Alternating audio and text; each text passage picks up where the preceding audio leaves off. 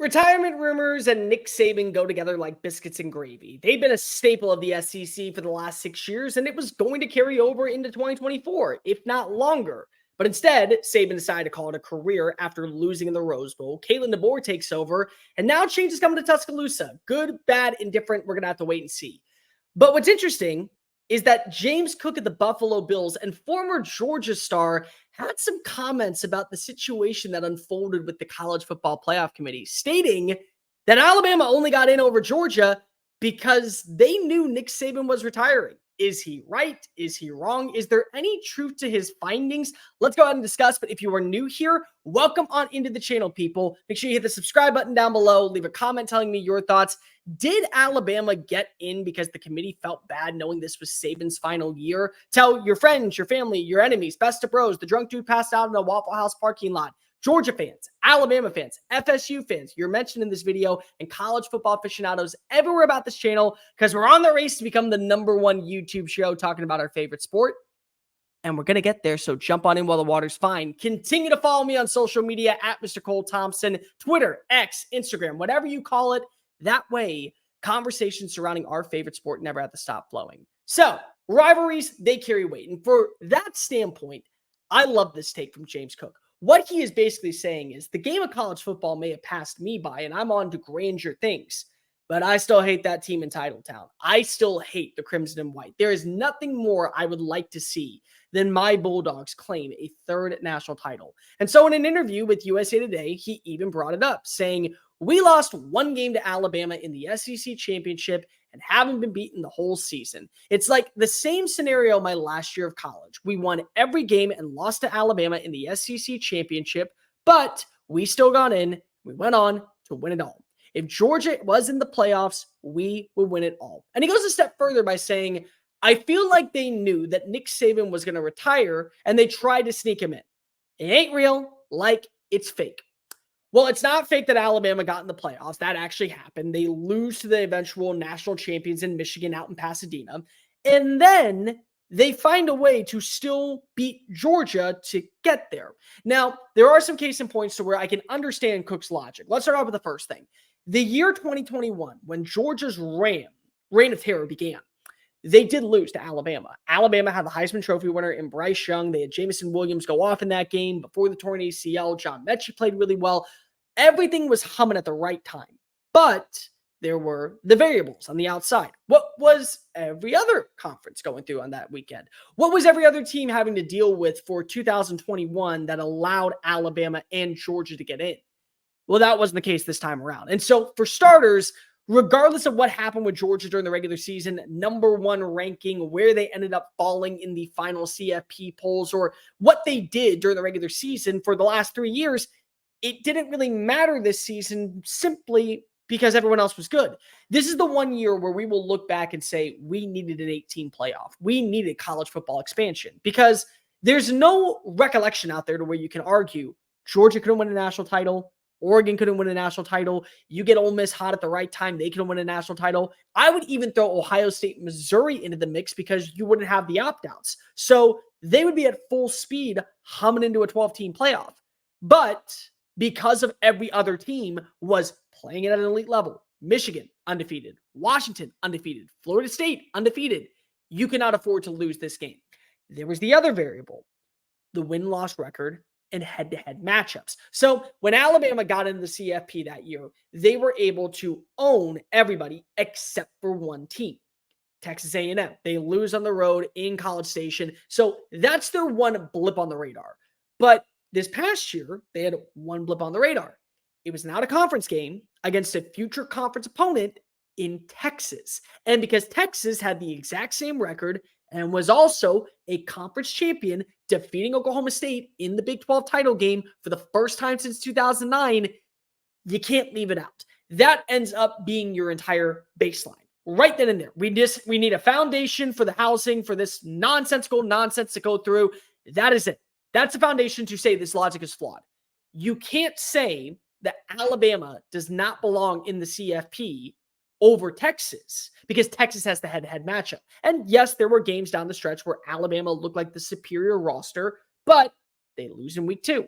Doesn't matter what team took the field in week 8. It doesn't matter what team took the field in week 13. I hate the argument you are what your record says you are, but when we are arguing head-to-head matchups not carrying weight in the CFP, it's hard to justify that one. So if Texas was not going to get in, Alabama couldn't get in. But Alabama won the SEC title, and we've never seen an SEC champion left out of the mix. So that ipso facto led to both of them getting in.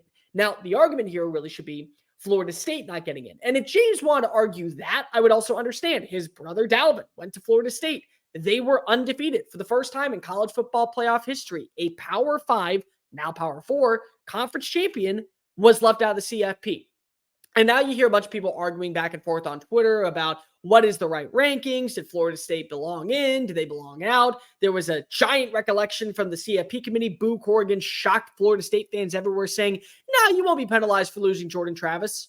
Only to be penalized for losing Jordan Travis at the final bell. That's neither here nor there. That would be a more logical argument for a guy like James Cook.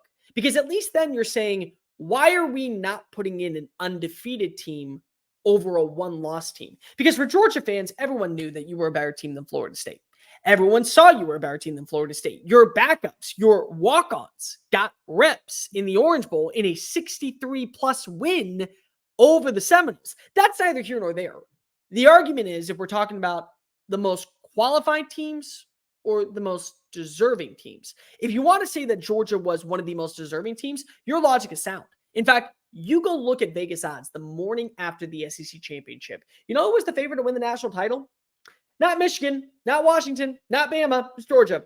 Georgia with a loss in a conference championship game to a team that is going to the playoff had better odds to win a national title than the team in the CFP. All 4 teams in the CFP.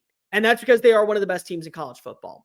This was one of those years where it's not about being the best. It matters when you are hot at the right moment. And for Texas, they got hot at the right moment. For Alabama, right after the South Florida game, things drastically changed underneath Tommy Rees.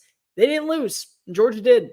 And that's really what this logic comes down to. Yes, could there have been speculation that maybe Nick was ready to call it a career after the Texas game? There were rumors, and I had even heard some of them from people in the bigger know, that was his final game of understanding this is where I have made my decision up. And then there were some people who said he had no idea or recollection what he was going to do until literally the day he retired. And there's probably a middle ground where, yes, that determining factor became relevant and very well known.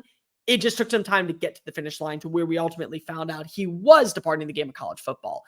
I don't think the College Football Playoff Committee gave Alabama any leeway because of Saban was retiring. What this really comes down to is you didn't have enough teams fail in front of you to where you could recoup the loss. There is an old saying in life, it's better to lose early than late, and that's for really anything. I would much rather fail my first exam in college than my last one. I would much rather know I don't want to drink this amount of alcohol tonight before I have 12 shots of a drink. I would rather know where my flaws are with my driving on my first test than on the test that's actually going to get me my license. You failed late. That's only the bottom line for a team like Georgia. Is it wrong? Does it suck? Yeah, I'm going to be completely real. Look at my end of the year rankings. Georgia was ahead of every team besides the 2 that played in the national championship. And even then, you could argue Georgia has a much more finite roster than Washington. But losing late carries weight. Losing early doesn't affect your schedule. And losing in a non-conference game certainly shouldn't carry that much more weight, especially when you're trying to make these games tougher for the foreseeable future. Regardless of what Cook's comments are, I don't think Alabama got into the playoffs because Nick Saban was retiring. They got in because they had a head-to-head matchup in Atlanta, and the team that was better on that Saturday won. 10 times out of 10, you could go ahead. 9 times out of 10, you could go ahead and say, Georgia beats Alabama. They game plan, they're well prepped, and they're prepared to take on the Crimson Tide in Atlanta. Except for that one Saturday. And that one Saturday was the one that carried weight. We can just all pretend that we're Stephen Strange in the Avengers and go, oh, yeah, there's a million outcomes. Only one is going to actually work, defeating Thanos. Well, the one didn't work defeating the Thanos that is Nick Saban. Just didn't happen that Saturday. Plain and simple. It's not that Nick Saban was going to retire. It was always the fact of head-to-head matchups carried weight, and those ahead of you didn't open up an avenue. Now we won't have that argument anymore. And it's kind of sad because it's the petty drama that fills and engulfs us with the fans.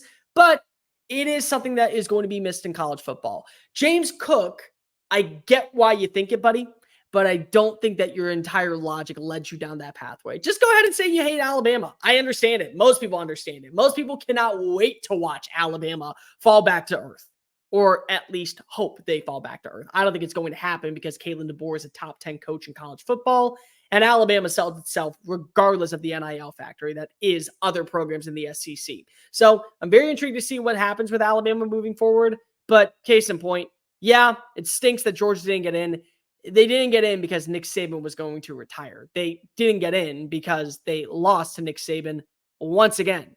Kind of like wash, rinse, repeat. That happens a lot for those out in Athens. Hey guys, thank you so much for watching that video. Don't hit the X button yet. Make sure you hit subscribe to keep up with all of our daily content found on Just Saying It and anything else that we post on this channel. Bye.